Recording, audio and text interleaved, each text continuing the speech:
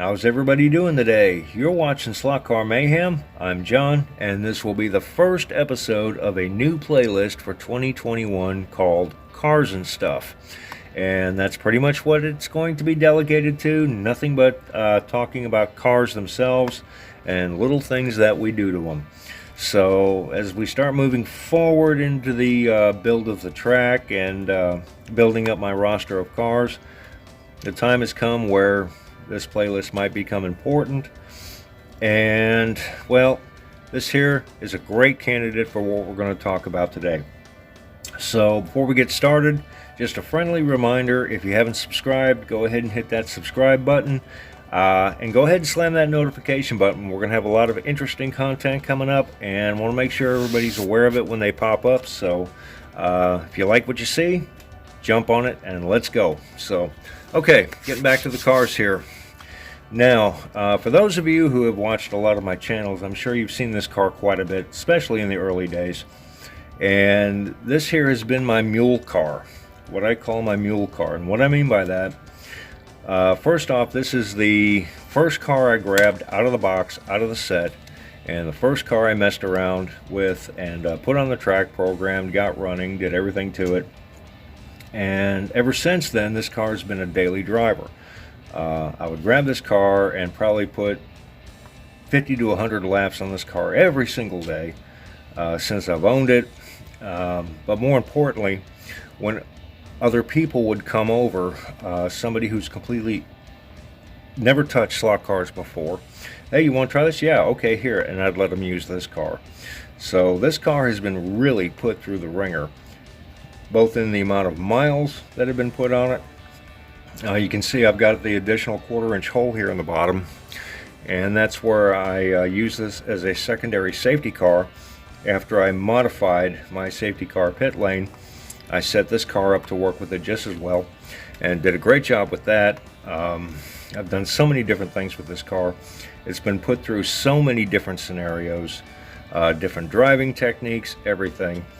And it's been relatively abused from newcomers to the hobby who have decided it was fun to hit the guardrails at, you know, full speed and watch it flip over the guardrail and hit the floor. And basically it's been, this car here has more miles on it than everything else I have combined. So I've decided, if you go back and you look at the last update for the Smart Race app, I talked about how you now have the ability in Smart Race to deactivate a car from your racing roster, and I've decided that this was a good time to do it for this particular car. Why? Why would I do it now instead of a year ago, right? Well, very simply, I was going through some websites, and I found online this is actually the original body that was on that car. I was actually able to get a brand new takeoff body for the car, taking off a brand new car and put in a package. And along with that, I also scored a brand new axle set and with tires with the original markings that are on there. So I said, okay, I'll go ahead, I'll replace the body, I'll replace the axles, I'll replace the tires. I had several of the E200 motors, brand new, still in the package. So I took out one of the brand new E200 motors, I broke it in on the bench, and I put that in here, oiled up, ready to go. All I really need to do is put a new set of braids on here when those come in. Those are on order, and I'm waiting for those to arrive. And this car is going to be delegated to just a very casual runner. It's going to be no longer in the racing roster. And more importantly, when newcomers come over to the track and they want to run, this is one of them that is hands off. At this point, it's done enough. It's given enough of its service life, and I'm going to maintain the car now since it's back to its current original state. That's the way we're going to leave it, and I'm just going to enjoy the car in a relaxed manner as it sits right now, and just appreciate the stock Carrera for what it is and as they came out of the package originally. So I'm very excited about that. Here is the original body that was on the car. and it really doesn't look too bad actually. I've been doing a lot of work trying to polish out all the scratches in the black, and I got most of them out actually. Put quite a bit of elbow grease in over time trying to keep this body looking good, but the front clip section has been broken off numerous times, and that's been glued back on, and it's pretty solid, but still the fact remains it's been busted off more times than I care to count. And let's see, the rear spoiler, I actually have taped shims to help hold it in place because it's been knocked off so many times it's completely loose. Now this body here currently right now does not have the mirrors on it, but the mirrors are still intact. I don't race this car with the mirrors, they're still in the box. So I do have the mirrors for the box, but the side windows have long since popped out. I have one of them. The other one is in limbo somewhere. I still haven't located that one.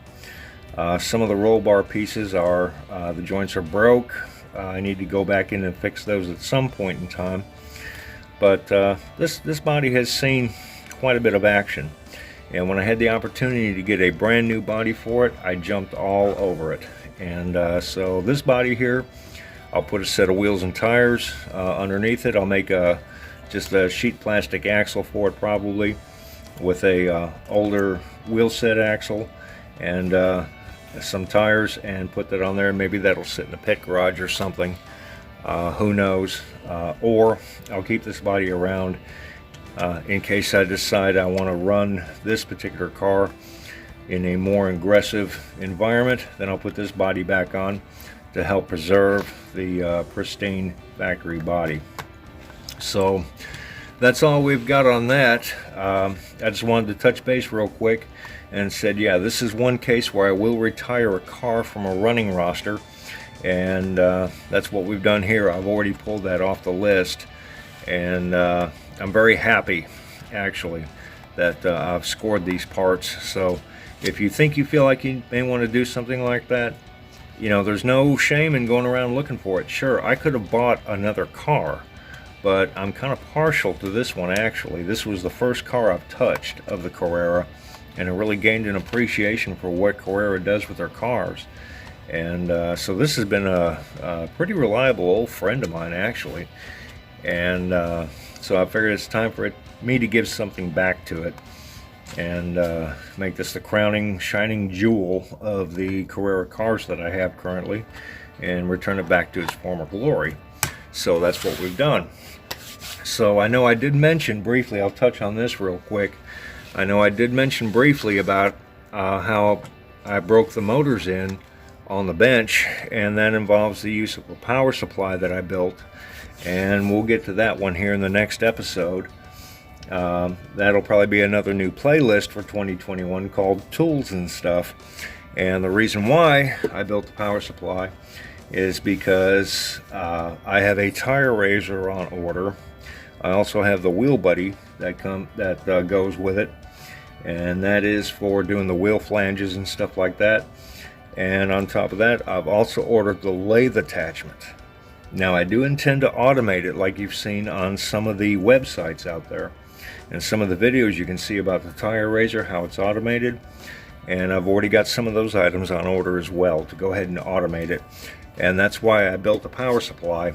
And that whole thing will be mounted on a mobile bench so I can move where I need to move, do what I need to do. And it's not just for my use. That'll be for everybody's use when we open up the track for people to come over and run all the time. And this will be a pretty common race day adventure, people truing their tires. So I decided I'll go ahead and bite that purchase for the club, and let the club get the use out of it. And we'll just go ahead and at some point we'll tag on maybe an additional fee at some point in time to start paying for maintaining it. But I think it's best for the club. I'll just go ahead and bite the purchase of it, and we'll go ahead and go from there and use the tire raiser as a club tool instead of a personal tool. and so that's why I built this power supply. And we'll go through that one in the next episode of, or the first episode of Tools and Stuff. So hopefully that'll explain some of that and how easy it is to make these power supplies. So, okay, we'll wrap this up. We'll take one more look at Carrera Zakspeed, brought back to its original former glory. Isn't she gorgeous? I do love this car, I really do. And it sure does look pretty sitting up on the shelf too.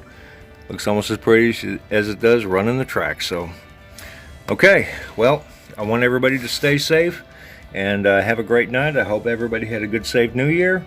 And again, thank you for all the likes and the subscriptions and all that good stuff. And just stay tuned. We've got a lot of weird, interesting content coming up. It tends to get crazy this time of the year, and I myself am no exception. So everybody stay safe, have a great night, and as always, thank you for watching. We'll see you soon.